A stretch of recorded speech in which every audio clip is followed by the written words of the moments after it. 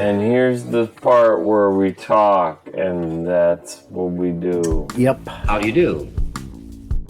We're about to unfold the story of The Son of Frankenstein. This one is probably just as bad as his father. Good morning, son. Well, hello. My son, you have inherited the fortune of the Frankensteins. I trust you will not inherit their fate. By heaven, I think you're a worse fiend than your father. What are you gonna do about it? There's a monster afoot and you know it.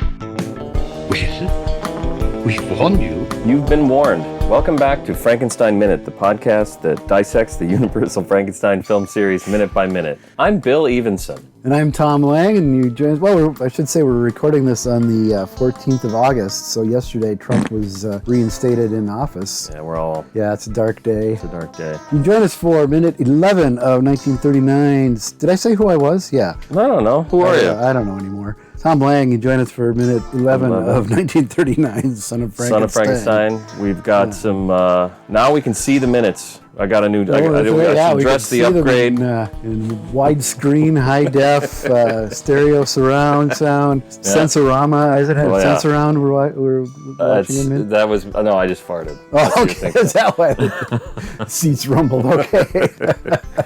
Elsa's awfully glad that Wolf is there with her. Yes. Oh, yeah. Yeah. I don't know what comfort he provides, but I guess. Yeah, that's a good point. I was gonna say she just I take it to mean she just is glad she's not alone. There alone. Yeah. But there's like 80 people there, so yeah, you can't move, can barely move for all tripping over people. Throw a dead cat without hitting somebody. If that's one your of idea these of a good Tyroleans. Oh wait, I'm getting ahead of myself. You're skipping ahead. You ruined it. Too. Yeah, and Amelia does not wait for Elsa. Oh, she's long gone. It. She's long gone. She doesn't even look back. Nope. And which sets up a nice little bit that you don't notice the first few times seeing it. Okay. Is Elsa runs up the stairs. She says, Amelia, wait, I don't want to get lost. Well, she does, because she reaches the top of the stairs. She goes to the right, and then a few seconds later, you see her trotting across to the left. Yeah, I didn't notice that until prepreparing for this. Yeah, I noticed it when we saw it at the Trilon a few years back. Okay. And I wish they would have had her go back and forth a couple more times. This morning, there was a Blondie and Dagwood movie on, and I was laughing out loud uncontrollably. Blondie's waiting for Dagwood, and then you see Dagwood in his car, and a woman runs out in the street and flags him down because her car is broken down, and she jumps in the car, and you can just tell, Yeah, here goes the setup. I can't even tell you. That's the setup, and I can't even tell you what the payoff is. He drives right by Blondie. Oh, because he needs to bring her to somewhere else. And then make eye contact. Yeah. I'm laughing now. Arthur Lake, comic genius. So. I mean, it was really set up and paid off. It really worked. Every once in a while, it looks silly because anytime anybody gets in a car in a movie like that, it just terrible. Something stupid is going to happen. It looks almost as bad as Psycho. Yeah, where nobody gets out of the driver's side of their car. They all scoot across to the passenger side to get in and out of their cars. Everybody does it in the whole film. In Psycho? I don't think once anybody gets out of the right side of the car. Maybe when Sam Loomis and Lila Crane show up, he gets out of the driver's side. But Marion gets in and out of the passenger side. Arbogast gets in and out of the passenger side. Here's the thing that I can't figure out is she goes to take a shower. I don't know if you're familiar with this scene where she takes a shower. Yeah, I could vaguely And she gets in the fucking shower and then turns the water on. Yeah, well, that's... I thought, what a psycho. And then I stopped watching it. I assume that's why she's called a psycho. Yeah, that sets up her psychotic behavior. Whew. That's one of those tropes. Should we do this minute over? No. This is all just solid gold. That's one of those tropes that people complain about in movies, like, an obviously empty cup of coffee. Oh, yeah. Or empty bags when they're carrying their bags. They're carrying their bags in from the car. People will remember that from Frankenstein Minute back in August. 3 years ago. I thought that maybe those stairs went all cockeyed and went off to the right. But that would have to go for quite a ways for her to walk. It's like 3 or 4 seconds she disappears. Yeah. Okay. So who knows, I need a bigger TV. I can't tell what's going on. Saul is kept locked up on that side of the... Yes. Little old dark house reference old dark for house those reference. of you playing along at home. So yeah, Amelia never looks back, and she does get lost. Yeah. And I noticed this is just so obscure. But Wolf is standing by that. It's like a banister post, and I had the thought that looks like it would just pop right off of there, which made me think of It's a Wonderful Life, which made me think of Doc Ivan's graphic of Wolf and that Well, got it was no payoff for any of Jimmy them. Stewart as Wolf, and So do you think this movie would be good with Jimmy Stewart? I don't know. That would be a hell of a. I mean, You did he goes an dark. impression of him the other couple weeks back. That's right. that, Somebody did. Somebody. it was did good when you impression. weren't trying to When do you an weren't trying to do impression. 'em.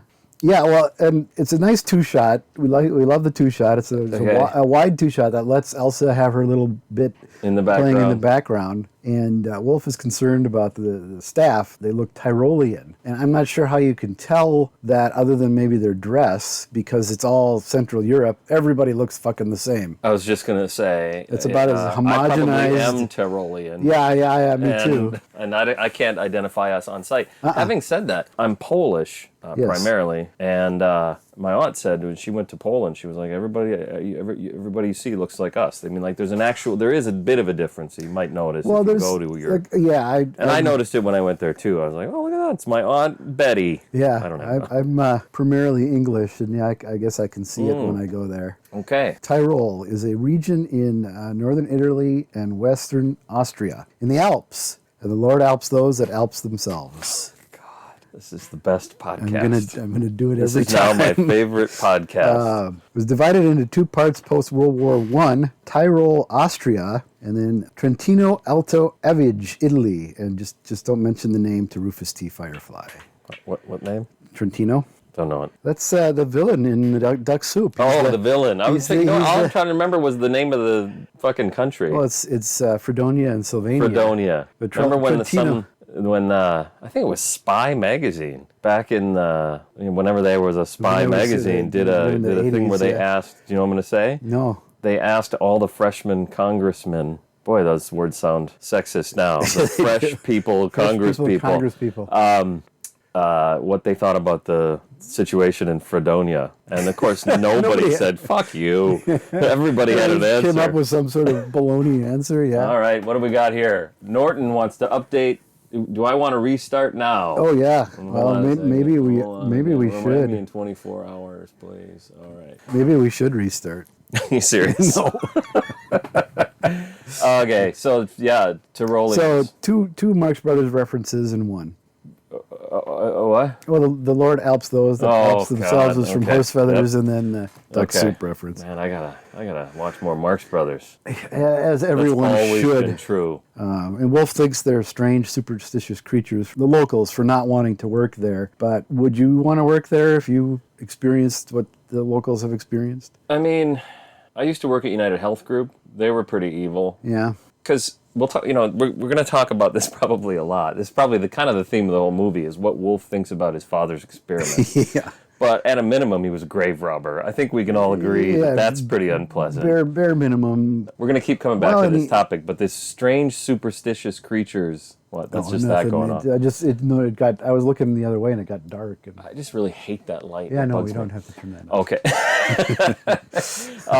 But it means you're in the dark somewhat, so everything's That's kind okay. of... That's okay. All right.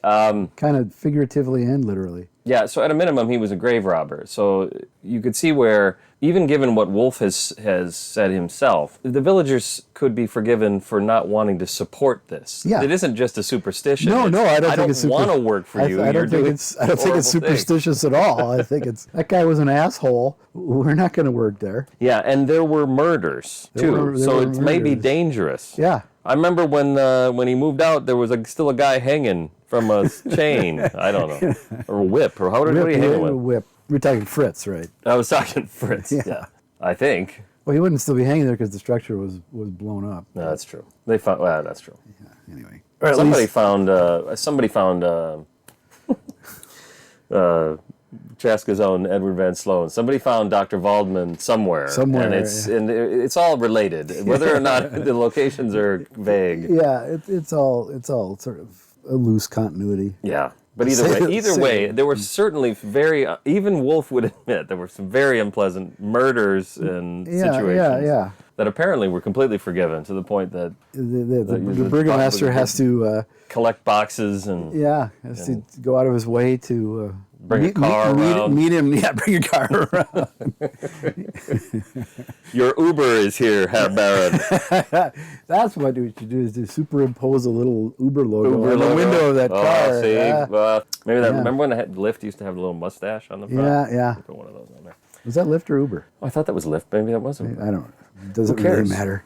What do you think of that bear rug? I'm not a fan of those sort of things. Yeah. I don't eat Jimmy John's because he's a fucking big game hunter. So yeah, that's, Okay. All right. That's well, my opinion. I hadn't for some reason anticipated going that direction with the conversation, but I just think it looks kind of odd because it's just it's like they're trying to personalize a space that has but they've tried for about a minute. Yeah, they're like, well, there's a blank space here. Just I don't know, bear rug.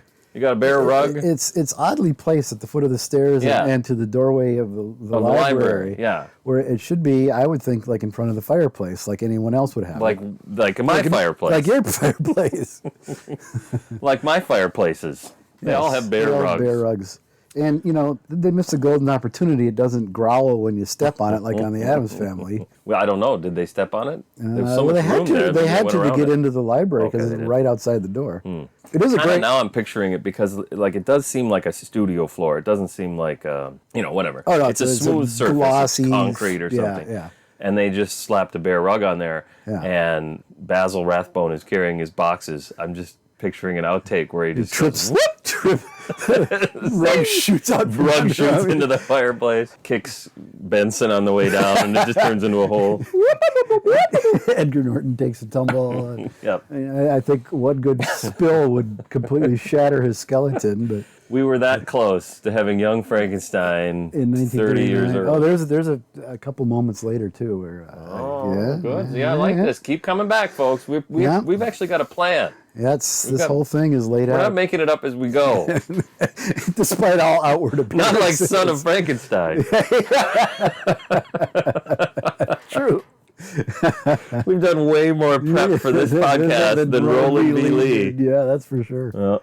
It is a cool set, the library. Yes, I love it. With that slopey ceiling and it kind of V's apart. Well, I got to say, I think it was critical that we put this TV in here and turn that light off and put this light on because I don't know if we would have been able to see it on the old one. This thing was really going. Yeah, I think it looks gorgeous. Yeah, I usually what I mean is it's very shadowy, and we're going to see scenes coming up where lines of dialogue are told completely in shadow. Almost in the dark, yeah. It's a great, they say that lightning never strikes twice in the same place, but apparently in Goldstadt / Frankenstein, it strikes 7, 8, 9 times in the same place. So you're talking about out the window, there's a drawing, there's someone a scrim, has yeah, it's a scrim? or cyclorama, whatever. That's one of those, I don't know, I'm just going to make some terrible joke.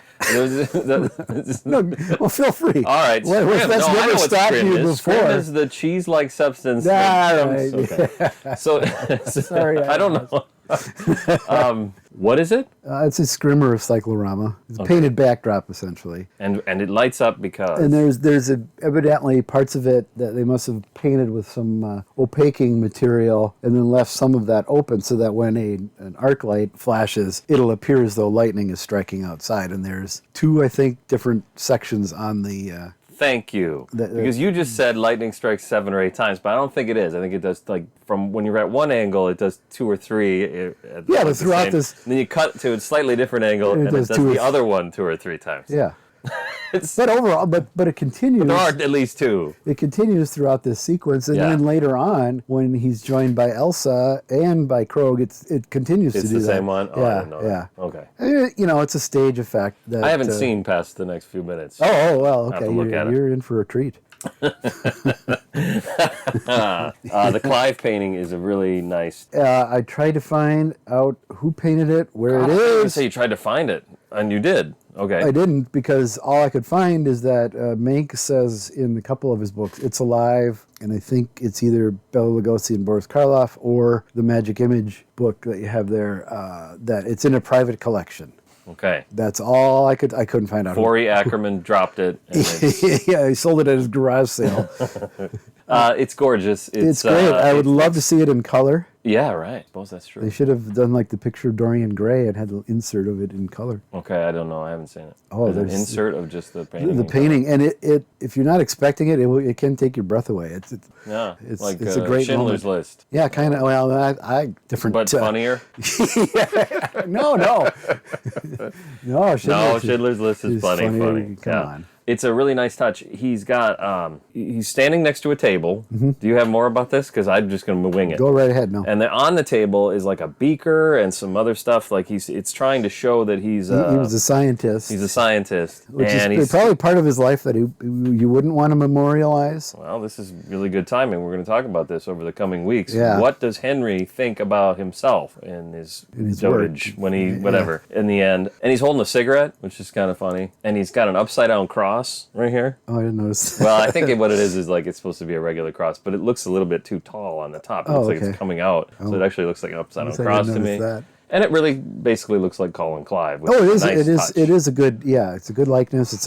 Again, I'd love to see it in color. I'd Yeah. love to know where it is. I'd love to see it in color, painted it, but where it it ends wouldn't. I only know Colin Clive in black and white. I don't think he was in color, so he didn't exist. he probably didn't look great in color. No, to be probably honest. not. I'm going to do. Speaking as two guys yeah, who are in sitting, color. sitting in a dark, dank basement room. Is it dank? I'm No, it's trying fine. to get the humidity It's- out. It's fine. Oh, it's the actually- smell. I'm surprised you didn't mention the smell because the bodies are piling up. Yeah, you get used to it after a I hope you while. cut this out. It's so embarrassing if you didn't. Where did the painting come from? Well, he's a baron, so I assume it would be commissioned.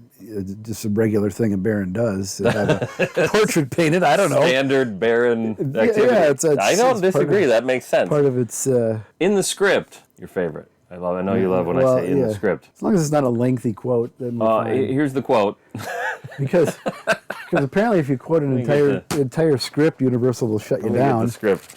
Oh, that's right. Do you want to talk about Yeah, that? I'll tell you that briefly. Mike Herman, a listener, belongs to a group Zooming the Movies, had set up a script reading of Bride of Frankenstein, and I was lucky enough to be chosen to be Dr. Pretorius. We got about halfway through, and we had to stop because Universal filed a cease and desist. How did you find that out? How did Universal find out? Is what Yeah, I how did any of Well, that? it was This being is live amazing. streamed, and so they must have some lawyer bots that.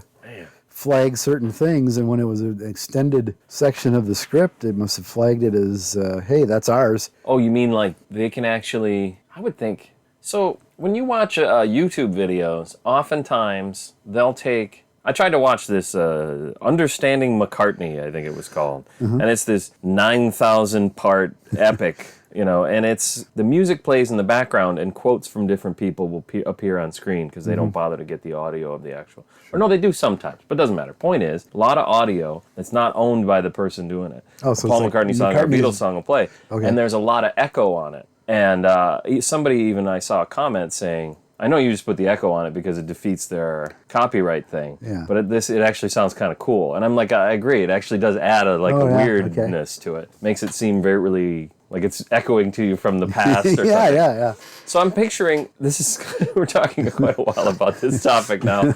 But having other people read it would defeat I don't know. I would have thought. I guess the material itself is, did you read it out of is it the magic image? No, Mike actually put the script together. From the film. from It's the like a film. transcript. Yeah, basically. And then he had a narrator doing the stage directions and stuff, but those goodness. he wrote himself. Okay. And he cut it down. There was some trimming to, it had been about an hour overall, so 15 minutes of its running time. Okay. Was there someone going, "Arr!"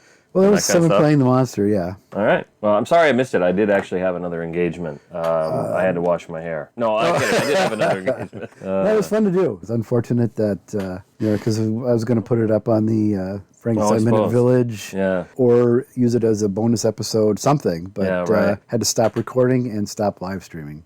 We did finish just for the fun of it. But you had to stop recording. Yeah. Really? Yeah. Gosh. Yeah, they were pretty hardcore. I guess. All right. Well. All right. What were we saying? The painting. Yeah. Where did it come from? From the script. Oh, yes. Because the script has a scene where they're. I'm just going to add completely unnecessary detail. The script, believe it or not, has a scene where they're standing in front of a painting. They do. Yeah, and Wolf says, but I think Elsa's there. Yeah, He it's says- a different moment. It's a different tone when he's talking to Yeah, Elsa. yeah. He says, of course that was painted several years before he died, but he'd never allow it to be hung while he was alive. Made him feel like an ancestor, he always said. And I like that because... Well, there's an actual personal connection between Wolfe and Henry that doesn't exist in the film. True, but also... Henry doesn't strike me as the kind of guy who'd hang that painting. I just That's really true. look at that, especially that painting. Well, it's because it's huge for You one can see thing. someone honoring Henry in that way, especially Right. the gentleman who deserves so many boxes and cars delivered to him by It's the burgomasters. His absolutely. whole, you know, They whatever. got cars lined up. Cars. They invented the car, I Just think, for Henry. Just for Henry. Yeah, but I couldn't see Henry himself viewing himself that way. He told that if anything, he seemed to eschew that sort of.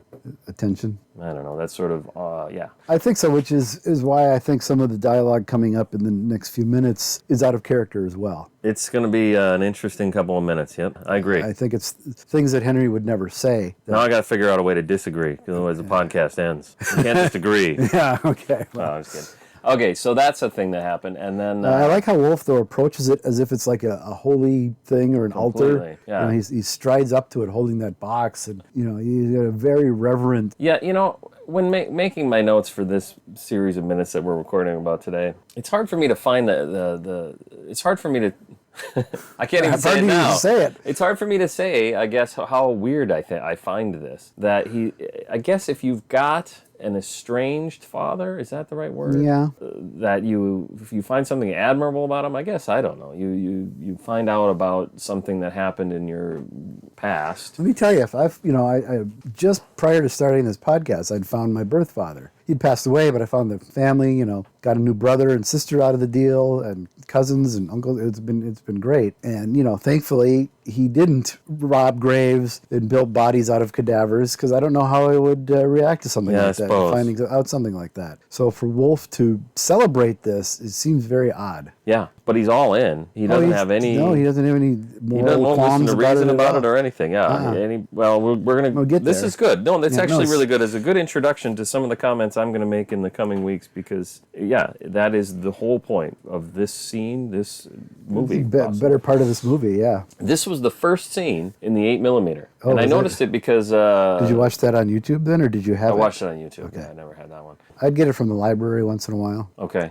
The Copy thing that's it. interesting to me about it is friend of the show, Dino Stamatopoulos, made that edit where he was editing together all the films, and he made a lot of comments about how he's cut Son of Frankenstein down to X number of minutes, and it's 9 still minutes, too long. 9 minutes or something, yeah. But this is actually a great start to the Son of Frankenstein. The son, I've it's now called the Son of Frankenstein. He says, "What is?" God damn it, I just had it. But Benson says, "I think you're rather like your father, sir." yeah. And I believe the line is roughly the same, if not exactly the same, on the screen in the silent 8mm version Okay. on YouTube. A great fucking start right there. Yeah. Start the movie right with that line. Yeah, we do eliminate 12 minutes of junk that A we lot of Donnie. About half of Donnie goes right there. Right there. It's right there. We're doing the That's service. Yeah. It also echoes the burgomaster's line from Frankenstein, the very image of his father. Wow. To which the Baron wants nothing to do with Yeah. that. Heaven forbid. Heaven forbid. Huh. And Wolfe doesn't really react to it because he's sort of transfixed, I think, by the... Well, he does respond to the actual. He says, Yeah. I wish I could have half his genius. Yeah, but he doesn't... He's affected by what He's the guy not. He's said. not. The guy. But he doesn't oh no, I'm not thinking or anything like that. Well, I think that's the point of what he's saying. I guess, yeah. He's not wrong. Henry was a genius, just very, very misguided and very sloppy. Yeah. Not sloppy, but careless, I guess. Yes. Didn't. As we've said many times, this whole series is a bunch of people not thinking things through to the end. It's interesting that you make the distinction between sloppy and careless, because I'm not sure I know what that distinction is. But it just that sloppy sounds like a different thing than careless. Careless. Careless is more precise. You're right. Yeah, I think careless in that, he just doesn't think it through, doesn't see what the possible outcome for all of this could be. Sounds like you and Wolfe kind of look at this the same way. If it weren't just for the bumbling assistant, this would have been so great. No, I think Henry I'm doing my Jimmy Stewart again. Henry is great. You would have loved it. Henry is culpable as well. He allows Fritz to continue to torment the monster. Even after he tells him to stop it, he does nothing to, get out of here. leave him alone. He just leaves, sort of staggers away, and Fritz goes right back to it, jabbing fire in the guy's face. So you're not saying exactly what Wolf is saying. No, I'm but in not. some ways, I think what you're saying is worse. Because to me, the whole point of what Henry's trying to do is a fucking nightmare from day one. Oh, it is. It is. From the thought. Okay, I'm not saying it's not. Oh, I'm saying that's too bad. I was hoping you were saying, because the fact that he accomplished it is pretty remarkable. Well, that's true. That's what I'm saying, but he like did Victor not- Frankenstein in the novel, he abandons everything abandons right at that everything, moment. yeah. Just come away, Fritz. Fuck that guy. Fuck that guy. Yeah. So you see the painting. You don't see it a ton. They don't cut back to it 98 times or No, anything. they show it once in a nice shot. Then you'll see it a little later. bit later, you see it where in he's the grinning. Now he's background. grinning. No, that's Yeah. the movie. In the second movie. So mostly it's Wolf from the side looking up at it, and there's a fireplace in front of him, Yeah. and then there's like a beam at an angle. There's Yeah, all so kinds of there's beams with and angles all over the place. Crazy architecture here. And then there's something poking out from the beam, which to me looks like a Dalek eye stalk. I just thought, might as well bring Dalek. Oh, I'm sure that's what it is. I'm sure, yeah. The Daleks, they have time machines, Well, so they absolutely. can go So anywhere. that must be what it is. You got anything? I don't. Not after that. Okay, you don't have another card right there? No, that was finished. it. That was All it. right. Listen, if you guys want to follow us on Twitter, then There's nothing follow we us can on do to Twitter. stop you. There we can block you. Well, all right. I think I told you about this. I'll log into Twitter, to tweet our episodes or whatever. But then I'll get a notification. This is something Twitter likes to do. It's been doing for a while now. A notification on Twitter. Oh, great, somebody's tweeting us, But now it does a notification. You go to see what the notification is. It says recommended for you. So Twitter's just recommending, you might like this tweet. Oh, And I told you this. It's, God, who are these idiots? There's this one guy, he I think founded the Daily Caller. A bunch of right-wing a bunch of lunatics, idiots, basically. yeah.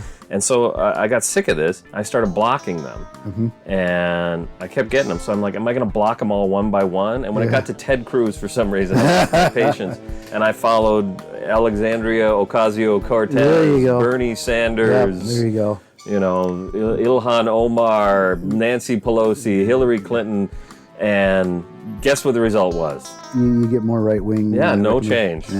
So if anybody wonders why they go to look at us on Twitter and we're following all these politicians, Just and all ladies from the sound of it. Oh, Bernie Sanders. Bernie Sanders.